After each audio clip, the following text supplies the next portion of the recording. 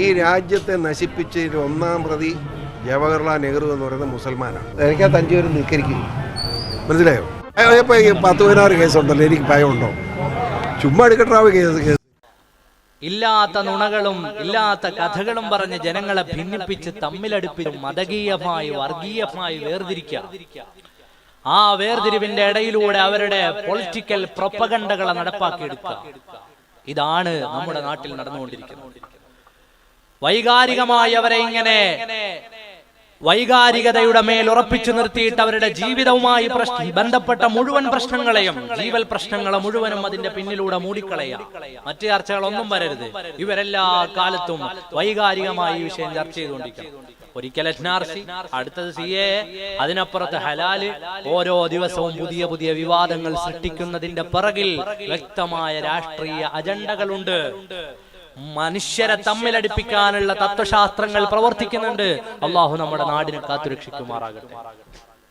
നിങ്ങൾ ആലോചിച്ചു നോക്കൂ, നമ്മുടെ ചുറ്റുപാടുകളിലും നടന്നുകൊണ്ടിരിക്കുന്ന കോലാഹലങ്ങൾ, അലങ്കോലങ്ങൾ, സോഷ്യൽ മീഡിയകളിലടക്കം നടന്നുകൊണ്ടിരിക്കുന്ന വർത്തമാനങ്ങൾ, എത്ര മലീമസമായ ഒരു അന്തരീക്ഷത്തിലൂടെയാണ് നമ്മൾ കടന്നു പോകുന്നത്. നമ്മുടെ നാട്, ഈ കേരളം ഇന്നും ഇന്നലെയും ഒന്നും മുസ്ലിമീങ്ങളെ അറിയാൻ തുടങ്ങിയ നാടല്ല.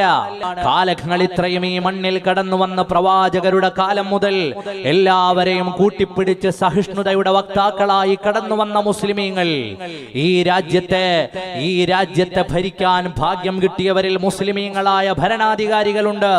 സഹിഷ്ണുതയോടെ ഇവിടെ എല്ലാവരോടും വർത്തിച്ചതിന്റെ ചരിത്ര വർത്തമാനങ്ങളെ നമ്മൾ ചരിത്ര പുസ്തകങ്ങളിൽ കാണാറുണ്ട്.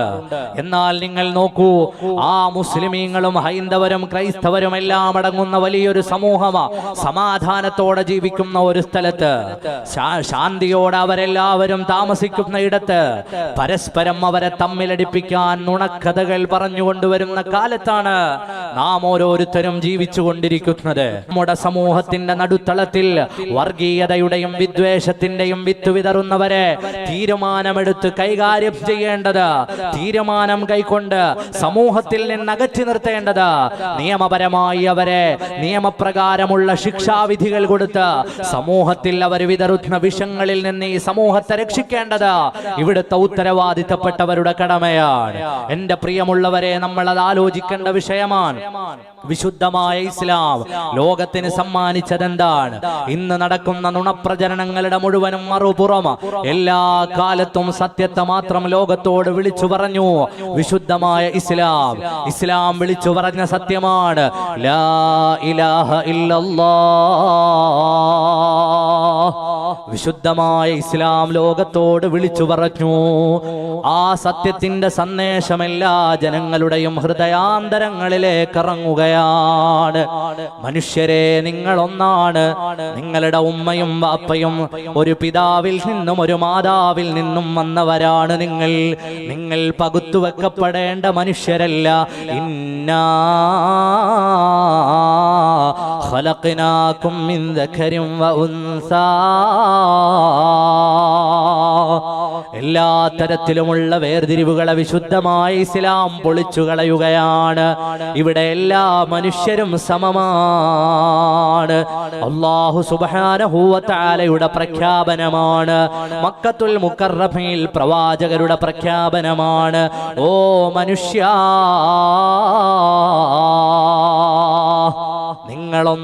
നിങ്ങളൊന്നാണെന്ന് വിശുദ്ധ ഖുർആൻ. പേരും പെരുമകളും കൊണ്ട് നിങ്ങൾ വലിയവരാണെന്ന് ധരിക്കേണ്ടതില്ല. നിങ്ങളുടെ അരികിലൂടെ നടക്കുന്നവരെയൊന്നും നിസാരമായി നിങ്ങൾ ഗണിക്കേണ്ടതില്ല. നിങ്ങൾ ആരാണ്? നിങ്ങളൊരു ഉമ്മയുടെയും ഉപ്പയുടെയും മക്കളാണ്. വിശുദ്ധ ഖുർആൻ. പ്രവാചകർ സ്വല്ലല്ലാഹു അലൈഹി വസല്ലമ തങ്ങൾ ജബൽ ഖുബൈസിന്റെ താഴ്വാരത്ത് മക്കക്കാരെ മുഴുവനും വിളിച്ചു കൂട്ടിയിട്ട് അല്ലാഹു ഏകനാണ്, ആ അല്ലാഹുവിന്റെ അവസാനത്തെ പ്രവാചകനാണ് ഞാനെന്ന് ഉദ്ഘോഷിക്കുന്ന കാലം മുതൽ അല്ല അതിനപ്പുറവും അറബികൾ ഈ നാട്ടിലേക്ക് കടന്നു വന്നിട്ടുണ്ട്.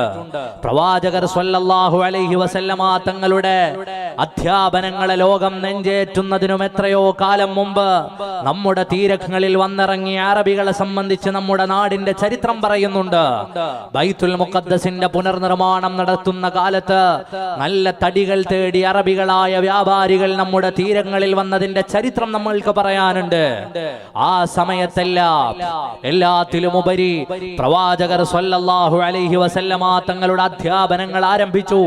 മക്കത്തുൽ മുക്കറമ യുഖ്രിജുഹും മിനദ്ദുലുമാതി ഇലന്നൂർ, വെളിച്ചത്തിന്റെ പർവ്വങ്ങളിലേക്ക് പ്രവാചകർ കൈപിടിച്ചു നടന്ന ആ കാലത്ത് അല്ലാഹുവിന്റെ പ്രവാചകർ സ്വല്ലല്ലാഹു അലൈഹി വസല്ലമ മക്കയിൽ നിന്ന് മദീനയിലേക്ക് ഹിജ്റ വന്ന കാലത്ത് മഹാനരായ മുഗീറത്ത് ബിൻ ശുഅബ റളിയല്ലാഹു അൻഹു അടക്കമുള്ള മഹാരഥന്മാർ നമ്മുടെ കേരളത്തിന്റെ മണ്ണിലേക്ക് വന്നു ചേർന്നിട്ടുണ്ട്. മാലിക് ബിൻ ദീനാർ റളിയല്ലാഹു അൻഹു വന്നിട്ടുണ്ട്.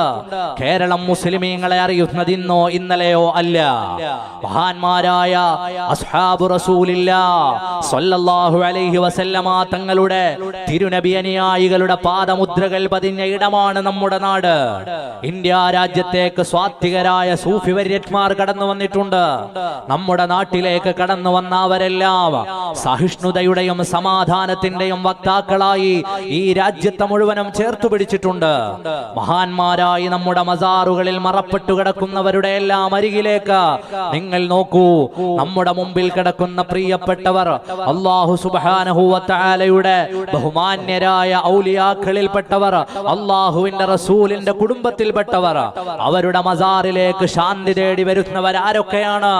അതിലെല്ലാം മതസ്ഥരുമുണ്ട്. കാരണം അവർക്കറിയാം, മുൻഗാമികളിൽ നിന്ന് കേട്ട പരിചയമടക്കം ഈ മസാറിലേക്ക് കാരുണ്യം തേടി വന്നാൽ കരുണ തരാതെ മാറ്റി നിർത്തുന്ന ഇടമല്ല എന്ന് കേട്ടതുകൊണ്ട് രാജ്യത്തിന്റെ എല്ലാ ഭാഗത്തും മറപ്പെട്ടു കിടക്കുന്ന മഹാരഥന്മാരുടെ മസാറുകളിലേക്ക് ജാതി മത ഭേദമന്യേ ഈ നാട്ടിലെ ജനങ്ങൾ ഒഴുകിയെത്താറുണ്ട്. ആ മസാറുകളിൽ നിന്നുകൊണ്ട് അവരുടെ ആവലാദികൾ പറയാറുണ്ട്. കുറി തൊട്ടവരും കുരിശു വരച്ചവരും മഹാന്മാരുടെ മസാറുകളിൽ വന്ന് കരളുപൊട്ടി സങ്കടങ്ങൾ പറയാറുണ്ട്. ആ സങ്കടങ്ങൾ നിവർത്തി കിട്ടുന്ന നേരത്ത് സന്തോഷ സൂചകമായി പലപ്പോഴും പള്ളികളുടെ മുറ്റത്തേക്ക് അവർ ഓടി വരാറുണ്ട്. നാം ഓരോരുത്തരും തിരിച്ചറിയേണ്ട വിഷയങ്ങളാണ്. നുണക്കഥകളുടെ പ്രചാരണങ്ങൾ അഴിച്ചുവിട്ടിവിടെ മനുഷ്യനെ തമ്മിലടിപ്പിക്കാൻ ശ്രമിക്കുമ്പോ മനുഷ്യ ഹൃദയങ്ങളെ ചേർത്തു പിടിച്ച മഹാരഥന്മാരുടെ മസാറുകളിൽ ആഘോഷങ്ങളുടെയും മനാഖിബുകളുടെയും ചീരണികൾ വിതരണം ചെയ്യുന്നതിന്റെയും ഉജീനം വിതരണം ചെയ്യുന്നതിന്റെയും ഭക്ഷണം വിതരണം ചെയ്യുന്നതിന്റെയും കൂടുതൽ ചിത്രങ്ങൾ പുറത്തു വരേണ്ട സമയങ്ങളാണ്. എന്റെ പ്രിയമുള്ളവരെ, നമ്മൾ ഓരോരുത്തരും മനസ്സിലാക്കേണ്ടതുണ്ട്. എല്ലാ കാലത്തും നുണകളിലൂടെ വിശുദ്ധമായ ഇസ്ലാമിന്റെ ദർശനങ്ങളെ ഊതിക്കെടുത്താൻ ഇവിടെ പല ആളുകളും എല്ലാ കാലത്തും വിവാദങ്ങൾക്കുമേൽ ഉയർന്നു നിന്ന മഹിതമായ ഇസ്ലാം നിങ്ങൾ നോക്കൂ. ക്രൈസ്റ്റ് ചർച്ച് എന്ന ന്യൂസിലൻഡിലെ പള്ളിയിലേക്ക് ഒരാൾ തോക്കുമായി കടന്നു ചെല്ലുന്നു. ന്യൂസിലൻഡിലെ പള്ളിയിൽ വെടിവെപ്പ് നടത്തിയിട്ട് 40ഓളം നിരപരാധികളായ മനുഷ്യർ മരിച്ചു വീണു. ആ മരിച്ചു വീണ മനുഷ്യർക്ക് ശേഷമാണ് ശരിയായ വിശുദ്ധ ഖുർആൻ എന്താണ്, ബാങ്ക് എന്താണ്, നിസ്കാരം എന്താണ് എന്ന് ന്യൂസിലൻഡിലെ പല സ്ഥലങ്ങളിലും ജീവിക്കുന്ന ജനങ്ങൾ അന്വേഷിക്കാൻ തുടങ്ങിയത്, പഠിക്കാൻ തുടങ്ങിയത്, വിശുദ്ധമായ ഇസ്ലാമിനെ അടുത്തറിയാൻ തുടങ്ങിയത്. മഹാന്മാരുടെ ജീവിതം നമ്മളെ പഠിപ്പിക്കുന്നത് കണ്ടില്ലേ? മഹാന്മാരുടെ ജീവിതത്തിന്റെ ആശയങ്ങളുടെ, അവർ ലോകത്തോട് സംവദിച്ച ശൈലികളുടെ ലോകം നമ്മളോട് പറയുന്നത് കണ്ടില്ലേ? അവരുടെ ജീവിതം എത്രത്തോളം മറ്റുള്ള മതസ്ഥരെ ഉൾക്കൊണ്ടതായിരുന്നു. കുഞ്ഞായി മുസ്ലിയാരെന്ന് കേൾക്കാത്ത ആരും ഉണ്ടാവില്ല. കുഞ്ഞായി മുസ്ലിയാർക്ക് ഒരു നൂൽമദ് ഉണ്ട്. അങ്ങനെ ഒരു കാവ്യത്തെ കുറിച്ച് കേട്ടിട്ടുണ്ടോ? കുഞ്ഞായി മുസ്ലിയാർക്ക് ഒരു നൂൽമദ് ഉണ്ട്. മഹാനരായ സയ്യിദുനാ മുഹമ്മദുർ റസൂലുള്ളാഹി സ്വല്ലല്ലാഹു അലൈഹി വസല്ലം. നൂൽ എന്ന വാക്ക് അത് തമിഴാണ് എന്ന് ചില ആളുകൾ പറഞ്ഞു. നൂൽ അള്ളാഹുവിന്റെ റസൂൽ സല്ലല്ലാഹു അലൈഹി വസല്ലം തങ്ങളുടെ മദ്ഹ് എഴുതിയിട്ട് അതിന് പേര് കൊടുത്തത് നൂൽ മദ്ഹ് എന്നാണ്. അങ്ങനെയാണ് മൊയിൻകുട്ടി വൈദ്യരുടെ മാപ്പിളപ്പാട്ടിൽ 12ഓളം ഭാഷകളുണ്ട്. ആധുനിക പാട്ടുകാരുടെ ഭാഷയല്ല, മൊയിൻകുട്ടി വൈദ്യരുടെ മാപ്പിളപ്പാട്ട് 12 ഭാഷകൾ. തമിഴും സംസ്കൃതവും അറബിയും മലയാളവും ചെന്തമിഴും തമിഴിന്റെ വകഭേദങ്ങളും എല്ലാം ചേർന്നതായി. അത്രയും ഭാഷകളിൽ പാണ്ഡിത്യമുള്ള ആളായിരുന്നു മൊയിൻകുട്ടി വൈദ്യർ. അതുപോലെ നൂൽമദ്ഹ് രചിച്ചിട്ട് മഹാനരായ കുഞ്ഞായി മുസ്ലിയാർ അത് ആദ്യം പാടിക്കൊടുത്തത് മങ്ങാട്ടച്ചൻ എന്ന ഹൈന്ദവനായി. മങ്ങാട്ടച്ചൻ എന്ന ഹൈന്ദവനാണ് കുഞ്ഞായി മുസ്ലിയാരുടെ നൂൽമദ്ഹ് കേട്ടത്. ആ മങ്ങാട്ടച്ചൻ എന്ന ഹൈന്ദവനാണ് സാമൂതിരിയോട് പറഞ്ഞത്, രാജാവേ, കുഞ്ഞായിൻ എന്ന നമ്മുടെ ഈ കൊട്ടാരത്തിന്റെ ചുറ്റുഭാഗത്ത് തന്നെ ജീവിക്കുന്ന മുസ്ലിം പണ്ഡിതനായ മഖ്ദൂമിന്റെ ശിഷ്യനായ കുഞ്ഞായി മുസ്ലിയാർ, അയാളൊരു മനോഹരമായ കാവ്യം രചിച്ചിട്ടുണ്ട് രാജാവേ. സാമൂതിരി രാജാവിന്റെ കൊട്ടാരത്തിലേക്ക് കുഞ്ഞായി മുസ്ലിയാർ വന്നു. മങ്ങാട്ടച്ചൻ പറഞ്ഞല്ലോ, നിങ്ങളൊരു കാവ്യം രചിച്ചെന്നൊന്നു പാടുമോ? മഹാനരായ കുഞ്ഞായി മുസ്ലിയാരുടെ നൂൽമദ്ഹ് അറ്റു വീഴുകയാണ്. നബി സല്ലല്ലാഹു അലൈഹി വസല്ലമ തങ്ങളുടെ വർണ്ണനകളുടെ, പുകഴ്ചകളുടെ പാട്ടുകൾ സാമൂതിരിയുടെ കൊട്ടാരത്തിൽ ഇങ്ങനെ ഓളം തല്ലുകയാണ്. അവിടെയുള്ള പണ്ഡിതന്മാർ പറഞ്ഞു, എത്ര മനോഹരം, എത്ര മനോഹരം, വളരെ ഭാഷാ വൈഭവമുള്ളയാൾ. കുഞ്ഞായി മുസ്ലിയാരുടെ പാട്ടിങ്ങനെ അധികരിച്ചതിന്റെ വരികൾ ഇങ്ങനെ ചൊല്ലി ചൊല്ലി ചൊല്ലി, നൂൽമദ്ഹിന്റെ വരികൾ ഇങ്ങനെ ചൊല്ലി ചൊല്ലി തീരുന്ന ഉടനെ ഇരുന്ന ഇരിപ്പിടത്തിൽ നിന്ന് ഹൈന്ദവനായ സാമൂതിരി രാജാവ് എഴുന്നേറ്റു. കുഞ്ഞായി മുസ്ലിയാർ എന്ന മുസ്ലിം പണ്ഡിതന്റെ അരികിലേക്ക് വന്നു. രണ്ട് കൈകളും കൊണ്ട് ചേർത്ത് പിടിച്ചു. കുഞ്ഞായി, എത്ര മനോഹരമായ വരികൾ! നിങ്ങളുടെ പ്രവാചകനെ പ്രകീർത്തിച്ചെഴുതിയ ഈ വരികളുടെ മനോഹാരിത എത്രയാണ്! ആ മദ്ഹ് പ്രസിദ്ധീകരിക്കാനുള്ള പണം നിങ്ങൾക്ക് വേണോ? എന്റെ ഖജനാവിൽ നിന്നു തരാം. ഹൈന്ദവനായ സാമൂതിരി രാജാവാണ് കുഞ്ഞായി മുസ്ലിയാരുടെ നൂൽമദ്ഹ് അച്ചടിച്ച് വിതരണം ചെയ്യാനുള്ള ആദ്യത്തെ സംഖ്യ നൽകിയത്. ഖജനാവ് തുറന്നിട്ട് പറഞ്ഞ ആവശ്യമുള്ളത് എടുത്തോ. നമ്മുടെ ഇടയിൽ മനുഷ്യത്വത്തിന്റെയും സാഹോദര്യത്തിന്റെയും മതമൈത്രിയുടെയും ചരിത്രങ്ങളും ചിത്രങ്ങളും ഉണ്ട്.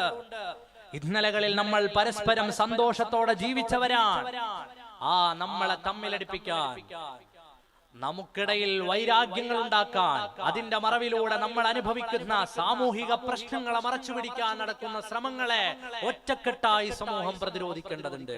അല്ലാഹു തൗഫീഖ് നൽകുമാറാകട്ടെ.